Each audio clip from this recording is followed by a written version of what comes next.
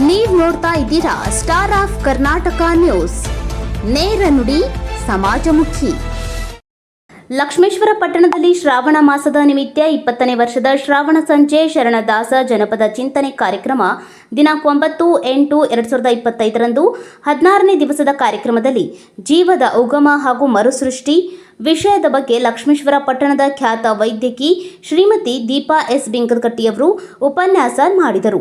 ಕಾರ್ಯಕ್ರಮದ ಅಧ್ಯಕ್ಷತೆಯನ್ನು ಶ್ರೀಮತಿ ನೀಲಕ್ಕ ಬುದಿಹಾಳ್ ವಹಿಸಿದ್ದರು. ಮುಖ್ಯ ಅತಿಥಿಗಳಾಗಿ ಡಾಕ್ಟರ್ ರಂಜಿತಾ ಮಲ್ಲಾಡದ್, ಶ್ರೀಮತಿ ವಿಜಯಲಕ್ಷ್ಮಿ ಪಿಳ್ಳಿ, ಶ್ರೀಮತಿ ವಿದ್ಯಾ ಮಹಾಂತ ಶೆಟ್ಟರ್ ಆಗಮಿಸಿದ್ದರು. ನಿರೂಪಣೆ ಶ್ರೀಮತಿ ವೀಣಾ ಹತ್ತಿಕಾಳ್, ಪ್ರಾರ್ಥನೆ ಪ್ರತಿಮಾ ಮಹಾಜನ್ ಶೆಟ್ಟರ್, ಸ್ವಾಗತ ಶ್ರೀಮತಿ ನಿಖಿತಾ ಮಾಗ್ಲಿ, ವಂದನಾರ್ಪಣೆಯನ್ನು ಶ್ರೀಮತಿ ರತ್ನಾಕರ್ಕಿಯವರು ಮಾಡಿದರು.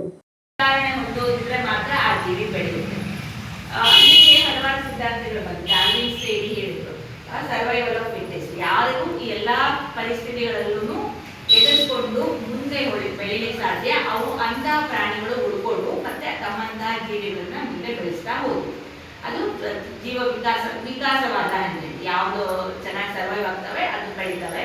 ಮತ್ತೆ ಯಾವ್ದನ್ನ ಬಳಸ್ತೀವಿ, ಡಿಸ್ಯೂಸ್ ಅಟ್ರೋಫಿ ಅಂತ, ಯಾವ್ದನ್ನ ಬಳಸ್ತೀವಿ ಅದು ಬೆಳೀತಾ ಹೋಯ್ತು, ಯಾವ್ದನ್ನ ಬಳಸಲಿಲ್ಲ ಅದು ಕ್ಷೀಣಿಸ್ತಾ ಹೋಗ್ತದೆ. ಎಕ್ಸಾಂಪಲ್ ಹೇಳ್ತಾರೆ, ಹಾಗೆ ಕಾಲಿತ್ತು, ಕೆಲವು ಹಕ್ಕಿಗಳ ರೆಕ್ಕೆಗಳಿದ್ರು ಬಳಸೋದಿಲ್ಲ. ಮನುಷ್ಯನಲ್ಲಿ ಅಪೆಂಡಿಕ್ಸ್ ಕೂಡ ಒಂದು ಬಳಸೋದಿಲ್ಲ, ಅದು ಡಿಸ್ಯೂಸ್ ಆಗೋಗಿದೆ.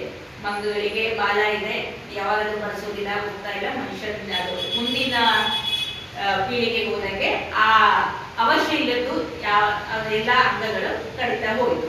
ಹೀಗೆ ಜೀವ ಅನ್ನೋದು ತನ್ನ ತುಂಬಾ ಸಿಂಪಲ್ ಆಗಿರುವಂತ, ತುಂಬಾ ಸರಳವಾದ ಒಂದು ಸ್ಟೇಟ್ ಇಂದ ಈ ಸದ್ಯ ಇರುವಂತ ತುಂಬಾ ಕಾಂಪ್ಲೆಕ್ಸ್, ಕ್ಲಿಷ್ಟಕರವಾದಂತ ಒಂದು ಸ್ಟೇಟಿಗೆ ಬಂದು ತಲುಪಿದೆ.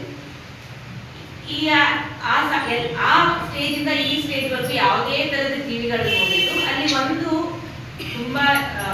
ಕಣ ಇದೆ, ಅದು ಎಲ್ಲರಿಗೂ ಕಾಮನ್. ಅದು ಜೀವಕೋಶ ಮತ್ತೆ ಅದರಲ್ಲಿರುವಂತ ಎಲ್ಲ ಭಾಗಗಳು ಕೂಡ ಎಲ್ಲ ಜೀವಿಗಳಿಗೆ ಕಾಮನ್.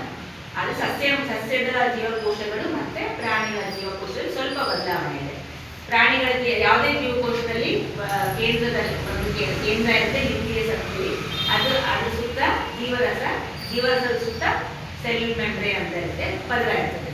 ಈ ಸೆಲ್ ಮೆಂಬ್ರೇನ್ ಅನ್ನೋದು ಆಗಲೇ ಹೇಳಿದ ಪ್ರಕಾರ ಕೊಬ್ಬಿನಾಂಶದಿಂದ ಆಗಿರುತ್ತೆ. ಜೀವರಸದಲ್ಲಿ ಎಲ್ಲ ನೀರಿನಾಂಶ, ಲವಣಾಂಶ, ಪ್ರೋಟೀನ್ಗಳು, ಫ್ಯಾಟ್ ಮತ್ತೆ ಎಲ್ಲ ಕಿಣ್ವಗಳು ಎಲ್ಲ ಇರ್ತದೆ. ಅದರ ಒಳಗಡೆಗೆ ಇರುವಂಥದ್ದು ಬೀಜ, ಅದು ಬಹಳ ಇಂಪಾರ್ಟೆಂಟ್. ಅದರಲ್ಲಿ ತನ್ನ ಮುಂದಿನ ಪೀಳಿಗೆಗೆ ಏನು ಬೇಕು ಅದರದ್ದು ಇನ್ಫಾರ್ಮೇಶನ್ ಕ್ರೋಮೋಸೋಮ್ಸ್ ಮತ್ತೆ RNA, DNA ರೂಪದಲ್ಲಿ ಸ್ಟೋರ್ ಆಗಿರ್ತದೆ. ತುಂಬಾ ಹಳೆ